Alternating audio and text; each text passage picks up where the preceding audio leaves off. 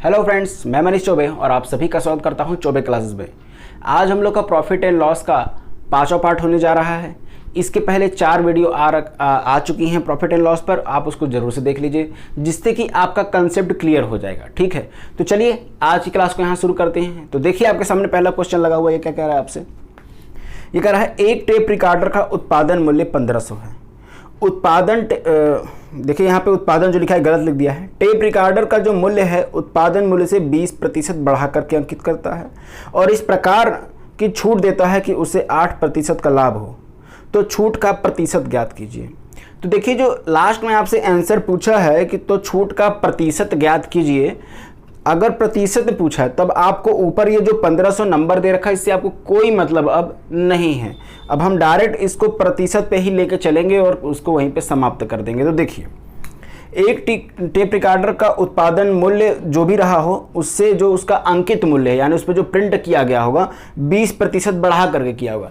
तो मान लेते हैं उत्पादन मूल्य यानी कि CP 100 रहा होगा और MP जो है 20% बढ़ा करके रखा गया है।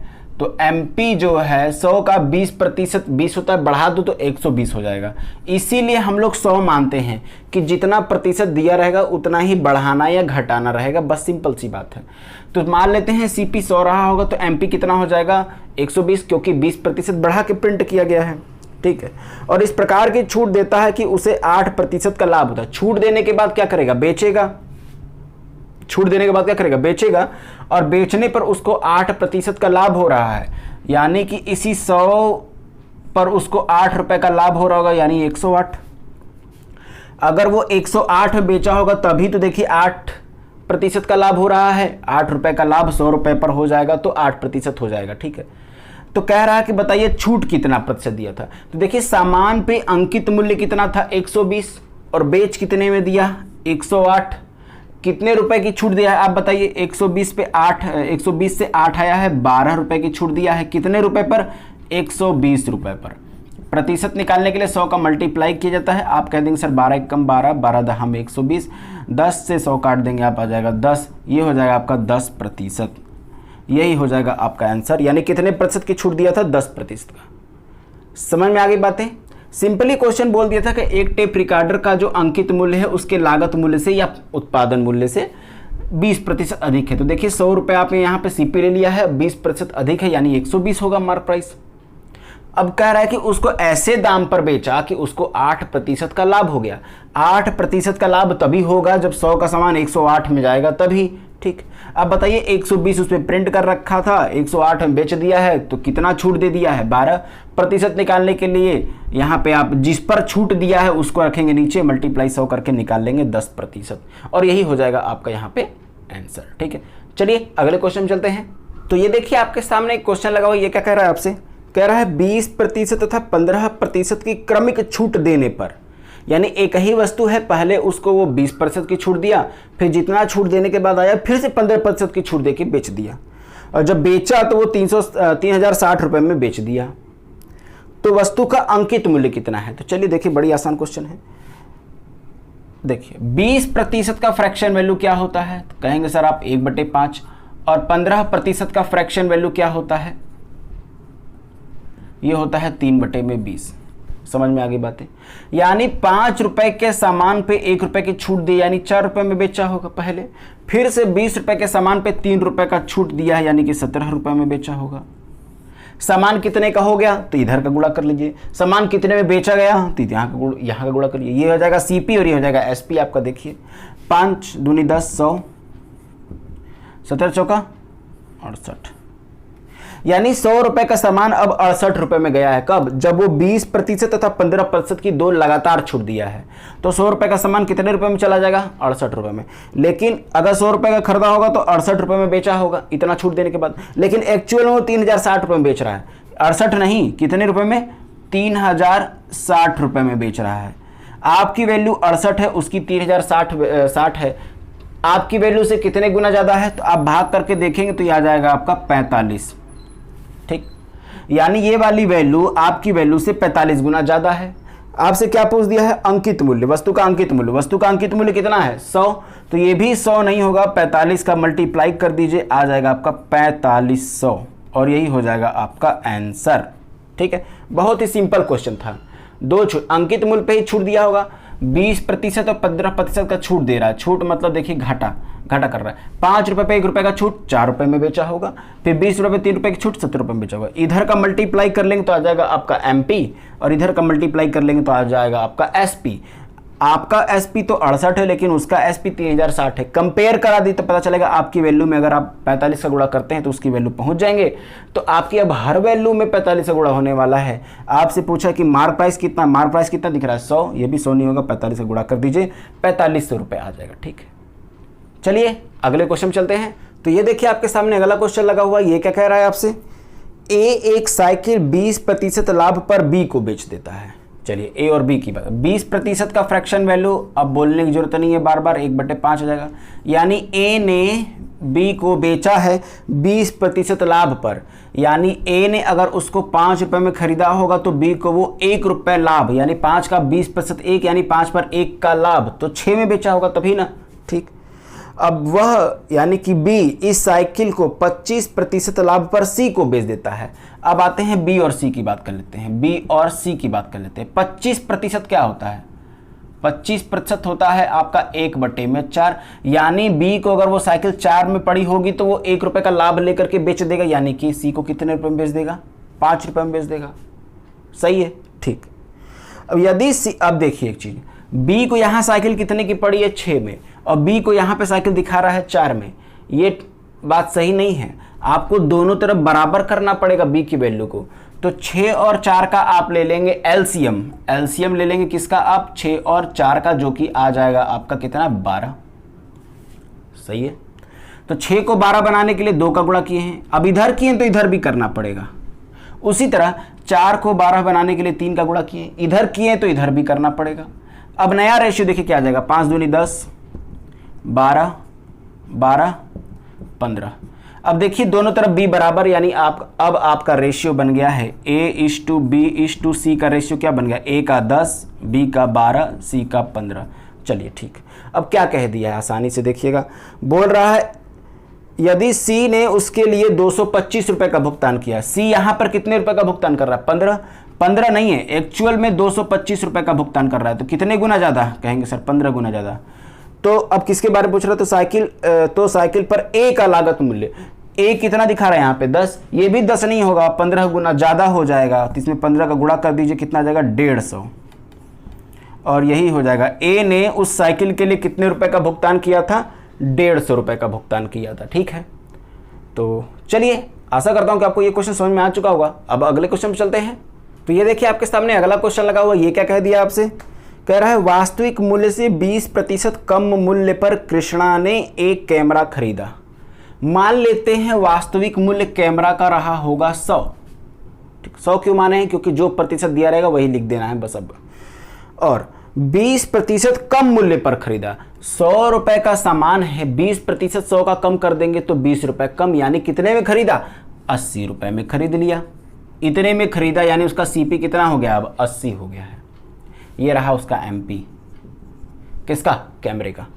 अब क्या बोल दिया, खरीद मूल्य पर 40% का लाभ कमाते। 40% का लाभ, देखिए 20% कम पे, यानी कि 100 में 20 कम किए तो 80 आया, तो 80 लिखे थे। अब सुनिए, अब खरीद मूल्य पर, यानी इस बार 100 नहीं, इस बार 80 पर 40% का लाभ, यानी 80 का आपको निकालना है 140%, 140%, क्योंकि 40% लाभ है, 8 14 8 112, यानी कि कितने में बेच दिया होता, 112 रुपये में। क्या कर रहा है, 40% लाभ कमाते हुए वह कैमरा बेच देता है। एक्चुअली 80 का 40% लाभ, यानी 140% कितना हो जाएगा, 112।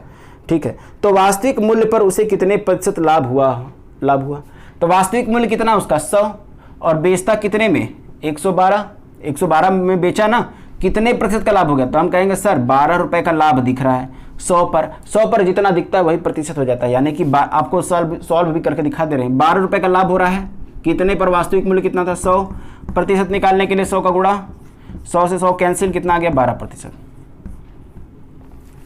तो देखिए 12% का लाभ हो गया है, ऑप्शन नंबर C। ठीक, यानी कि देखिए मार्क प्राइस कुछ था उसका, कुछ उसका वास्तविक वैल्यू था, उससे 20% कम दाम पे खरीद लिया, यानी कि 100 का 20% कम कर देंगे तो 80 आ जाएगा। ठीक है, अब कह दिया है जो उसका लागत मूल्य आया यानी खरीद मूल्य, हम 80 रुपये में खरीदे हैं तो मेरा खरीद मूल्य कितना हुआ, 80 हुआ। अब 80 का वो 40% अधिक दाम पर बेच देता है, तो या तो आप 80 का 40% निकाल करके आप इसमें जोड़ें और उसका एसपी पता करें, या डायरेक्ट आप 80 का 140% निकालें, उसका एसपी आ जाएगा 112 रुपये में बेच दिया। अब कह रहा है कि जिस दाम पर बेचा, तो बताओ लागत मूल्य पे यानी कि उसके एक्चुअल प्राइस पे उसको कितने प्रतिशत का लाभ हुआ, तो 112 रुपये में बेचा है, 100 रुपये का 100 रुपये का उसका मूल्य लिखा हुआ है, तो उस पर 12% का लाभ दिखाएगा। ठीक है, तो चलिए अगले क्वेश्चन चलते हैं। तो ये देखिए आपके सामने एक बहुत ही शानदार क्वेश्चन लगा हुआ है। देखिए क्या कह दिया आपसे, एक व्यापारी अपना लाभ खरीद मूल्य पर जोड़ता है तथा दूसरा व्यापारी अपना लाभ विक्रय मूल्य पर जोड़ता है। देखिए दो अलग अलग बातें हैं। खरीद मूल्य पर जो लाभ दिखा रहा है वो तो एक्चुअल लाभ है, लेकिन जो विक्रय मूल्य पर लाभ दिखा रहा है वो धोखा दे रहा है आपको। एक्चुअल में विक्रय मूल्य पर लाभ कम दिखता है, होता ज़्यादा है। जब दोनों का विक्रय मूल्य बराबर है तो दोनों 20% लाभ का होने का दावा करते हैं। ठीक है, यानी दोनों को लाभ हुआ है 20% का, 20% का। ध्यान से देखिएगा, 1/5। पहले व्यापारी के लिए देखिएगा, पहले व्यापारी को 5 का सामान 6 में बेचा होगा, तभी तो उसको 5 पर 1 रुपये का लाभ हुआ होगा। देखो 5 पर 1 रुपये का लाभ कब हुआ होगा, जब वो 6 में बेचा होगा। पहले व्यापारी के लिए वो सीपी पे ही बेचा था। अब दूसरा व्यापारी देखिए खेल कर गया है। दूसरा व्यापारी विक्रय मूल्य पर 20% का लाभ बता रहा है। 20% का मतलब 5 रुपए पर 1 रुपये का लाभ। लेकिन अब बताइए, अगर 5 ही विक्रय मूल्य हो जाए और 1 रुपये का लाभ हो, यानी अगर कोई सामान आप 5 रुपये में बेचे हो और 1 रुपये का लाभ हो जाए, तो उसका सीपी कितना था, 4। देखिए इस बार ये दे रखा है, हम यहाँ पे लिख देते हैं एसपी और यहाँ पे लिख देते हैं आपका सीपी, ये नहीं है सीपी। ठीक, यानी पहला व्यापारी तो अपना सही सही दिखा दिया कि 20% लाभ हुआ है, तो 5 का सामान को 6 रुपये में बेचा होगा तभी हुआ है। लेकिन दूसरा व्यापारी जो है खेल कर गया, वो विक्रय मूल्य पर बता दिया।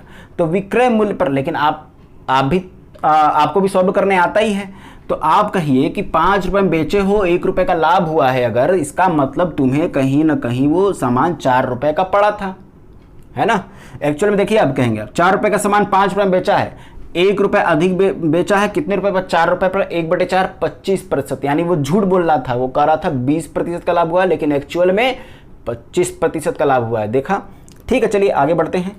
वो बोल दिया कि दोनों का विक्रय मूल्य, अब देखिए पहले वाले का विक्रय मूल्य 6 है, दूसरे वाले का विक्रय मूल्य 5 है, लेकिन क्वेश्चन में कह दिया है कि दोनों का विक्रय मूल्य समान है। तो 6 और 5 दोनों समान है, तो 6 और 5 का ले लेंगे एलसीएम, 6 और 5 का एलसीएम ले लेंगे, आ जाएगा आपका 30। ठीक है, तो इसको भी 30 बनाना है, इसको भी 30 बनाना है, तो 6 को 30 बनाने के लिए 5 से गुणा करेंगे। तो याद रखें, केवल यही नहीं यहाँ भी करेंगे, और इस 5 को 30 बनाने के लिए 6 का केवल यहाँ नहीं यहाँ भी करेंगे। ठीक है, अब आपका नया रेशियो देखिए क्या हो जाएगा। नया रेशियो मैं यहाँ लिख रहा हूँ डायरेक्ट, 5 × 5 = 25 और 30, 6 × 4 = 24 और ये हो जाएगा 30। ठीक है, आगे क्वेश्चन, यानी पहला वाला व्यापारी 25 रुपये खरीदा था, 30 रुपये में बेचा है। दूसरा वाला व्यापारी 24 रुपये में खरीदा था और उसको 30 रुपये में बेच दिया है। कह रहा है दोनों के लाभ का अंतर 85 रुपये है। इसको कितने रुपए का लाभ हुआ है, 25 का खरीदा है, 30 में बेचा है, तो कहेंगे सर 5 रुपये का लाभ हो गया है। इसको कितने का लाभ हुआ है, 24 का खरीदा है, 30 में बेचा है, 6 रुपये का लाभ हो गया है। 6 और 5 का अच्छा अंतर कितना है, 1। लेकिन 1 नहीं है, क्वेश्चन के अकॉर्डिंग तो ये 85 है, 85 है। क्वेश्चन के हिसाब से 1 का अंतर नहीं है, 85 का अंतर है। दोनों के लाभ में कितने रुपए का अंतर है, 85 रुपये का अंतर है। आपसे पूछ क्या दिया है, तो प्रत्येक का विक्रय मूल्य कितना हो गया है, 30। देखिए इसका भी विक्रय मूल्य 30 है, इसका भी 30 है, तो निकाल लीजिए। तो ये भी आपका 30 ना हो करके 85 गुना ज़्यादा हो जाएगा। मल्टीप्लाई कर लीजिए, कितना आ जाएगा, ये आ जाएगा आपका